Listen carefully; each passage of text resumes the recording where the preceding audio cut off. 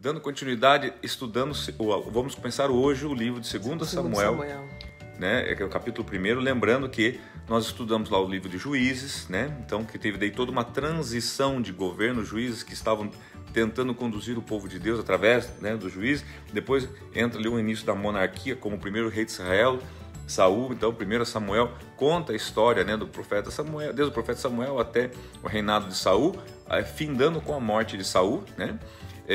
Davi, toda aquela vitória sobre o filisteu Golias, enfim. E agora, então, capítulo 1 de 2 Samuel é a continuidade partindo do final, né? Capítulo anterior, que foi a morte de Saul, tá?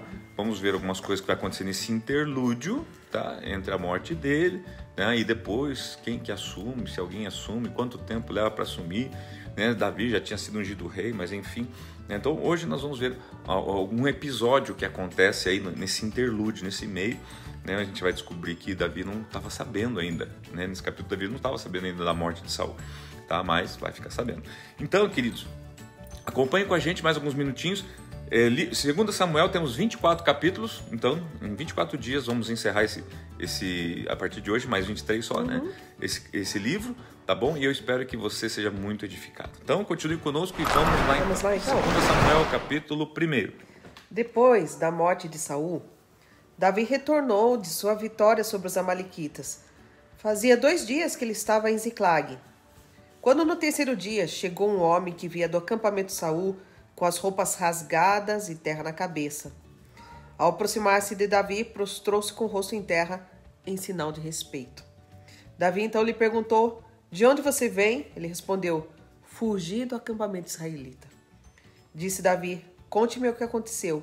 E o homem contou: "O nosso exército fugiu da batalha e muitos morreram. Saul e Jonatas também estão mortos." Então Davi perguntou ao jovem que lhe trouxera as notícias: "Como você sabe que Saul e Jonatas estão mortos?" O jovem respondeu: "Cheguei por acaso ao monte Gilboa, e lá estava Saul apoiado em sua lança.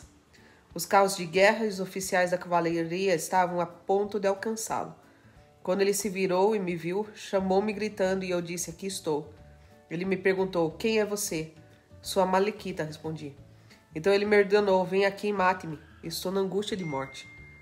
Por isso aproximei-me dele e o matei, pois sabia que ele não sobreviveria ao ferimento. Peguei a coroa e o bracelete dele e trouxe-os a ti, meu senhor." Então Davi rasgou suas vestes, e os homens que estavam com ele fizeram o mesmo. E se lamentaram, chorando e jejuando até o fim da tarde, por Saul e por seu filho Jonatas, pelo exército do Senhor e pelo povo de Israel, porque muitos haviam sido mortos à espada. E Davi perguntou ao jovem que lhe trouxera as notícias: "De onde você é?" E ele respondeu: "Sou filho de um estrangeiro, sou amalequita."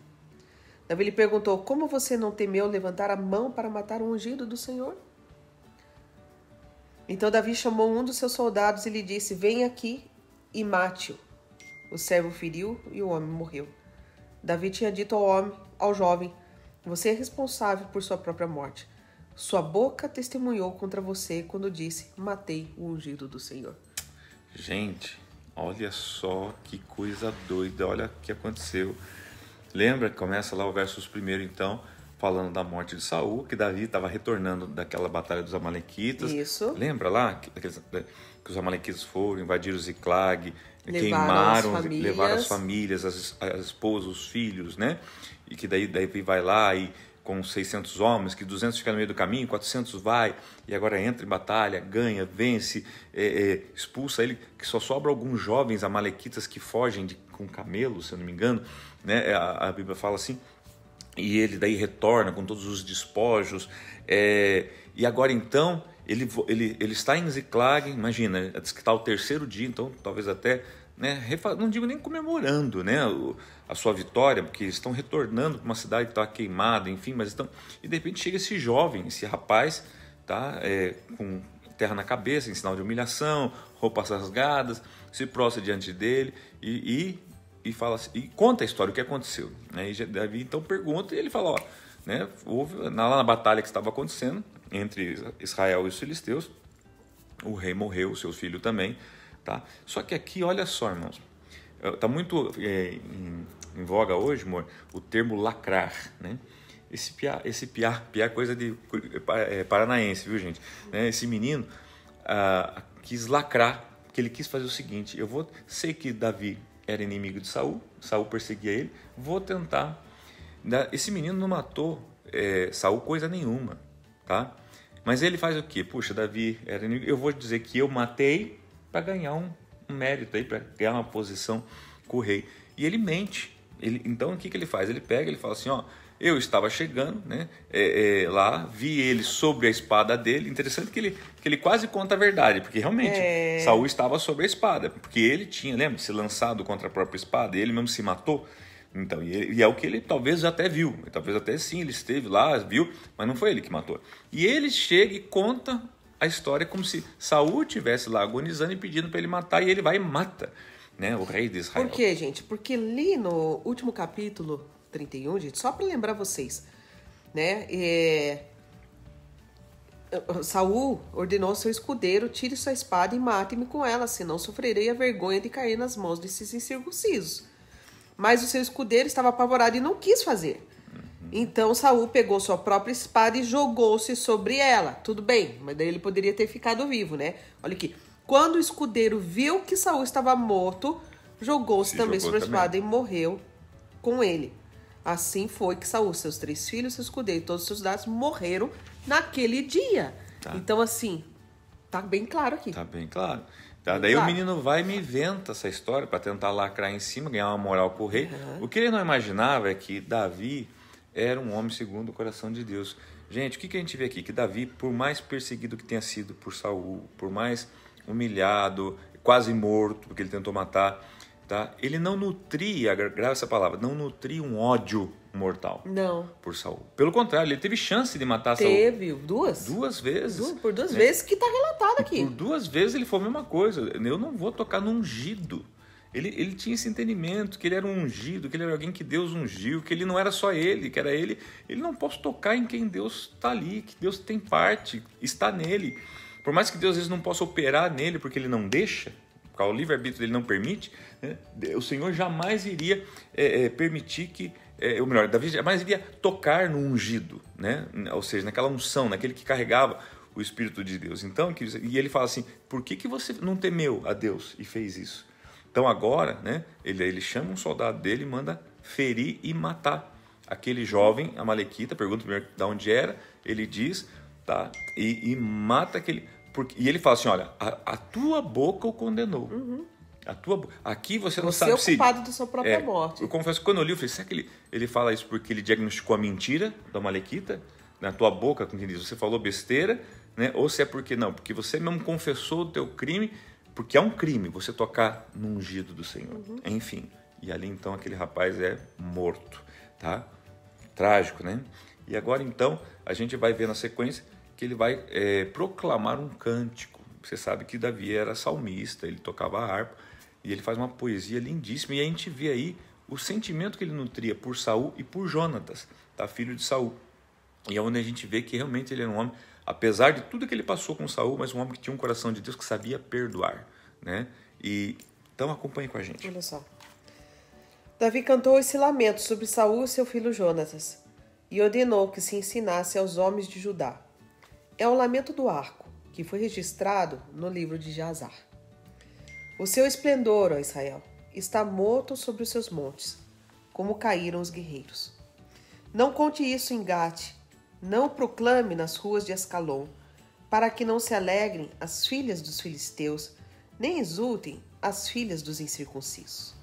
Ó colinas de Gilboa, nunca mais haja orvalho nem chuva sobre vocês, nem campos que produzam trigo para os ofertas, porque ali foi profanado o escudo dos guerreiros, o escudo de Saul, que nunca mais será polido com óleo. Do sangue dos mortos, da carne dos guerreiros, o arco de Jonatas nunca recuou, a espada de Saul sempre cumpriu a sua tarefa. Saul e Jonatas, muito amados, nem na vida nem na morte foram separados. Eram mais ágeis que as águias, mais fortes que os leões. Só se nós concluirmos, então observe que é um poema, um lindo poema que Davi faz, que ele pede que eles cantem, né? E verso 19, então quando ele fala, né? o seu esplendor, ó Israel, está morto sobre os seus montes. Ele está falando assim, Saul quer o esplendor. Saul era o esplendor, porque ele era o rei que foi desejado, que foi pedido. Ele falou, só que está morto, né? Como caíram os guerreiros, assim como um guerreiro cai. Tá? Não conte isso em Gate. Gate era a cidade dos filisteus. Não proclame nas ruas de Ascalon, que era a cidade dos filisteus. Para que as filhas não se alegrem, ou seja, para que eles não jubilem, para que eles não tenham prazer nisso. Né? Daí ele fala sobre as colinas de Gilboa, que é onde foi a batalha, que é onde ele foi ferido e morreu. Ali praticamente ele proclama uma maldição sobre aquela colina, né? Naquele lugar. Verso 22, então, fala do sangue, né? Da carne dos guerreiros, do arco de Jonas, lembrando que Jonas era um arqueiro. Lembra lá naquele sinal que ele dá para Davi? Eu vou lançar uma flecha, né? Se for de um lado, você fuja, se não, você pode dizer que não tem perigo. Se você acompanhou conosco no passado, você vai lembrar disso. Enfim, e agora então a gente vê... E aqui dá outro ensinamento, né? Porque diz que o arco de Jonatas nunca recuou e a espada de Saul sempre cumpriu a sua tarefa. Quer dizer assim, tudo aquilo que é arma que você tem em suas mãos tem que cumprir a sua tarefa. Sim. Se a oração é uma arma que você tem nas suas mãos, ela tem que cumprir a sua tarefa. Ela tem que ser usada. Se a palavra de Deus é uma arma que você tem nas mãos, ela tem que cumprir a sua tarefa, ela tem que ser usada. Você não pode nunca recuar. São armas que você tem que colocar em intercessão continuamente. Você tem que colocar essas armas continuamente em uso. Tá? Elas não podem recuar, elas têm que cumprir a sua tarefa. Exatamente. Assim como se você é um empreendedor, um profissional, é uma arma. Não pode parar, tem que continuar. Tem que se manter firme. Né? E o 23, então, é um comparativo. Ele compara, né, eles a duas figuras de animais. Né? Ele fala que eles eram ágeis como águias e fortes como os leões. E ele fala que eles são muito amados, né? Muito amados. Se referindo, então, a Saul e a Jonas. Mas vamos dar continuidade. Chorem por Saul, ó filhos de Israel. Chorem aquele que as vestia de rubros ornamentos e que suas roupas enfeitava com adornos de ouro. Como caíram os guerreiros no meio da batalha. Jonatas está morto sobre os montes de Israel. Como estou triste por você, Jonatas, meu irmão. Como eu lhe queria bem. Sua amizade era para mim mais preciosa que o amor das mulheres. Caíram os guerreiros. As armas de guerra foram destruídas. Gente, e aqui... as pessoas usam muito esse versículo 26 para dizer que Davi era homossexual. Por quê? Porque fala assim, como estou triste por você, Jonatas, meu irmão, como eu lhe queria bem, sua amizade era para mim mais preciosa que o amor das mulheres. Em outras versões fala, né, que o meu amor por você era maior que o amor que eu tenho pelas mulheres.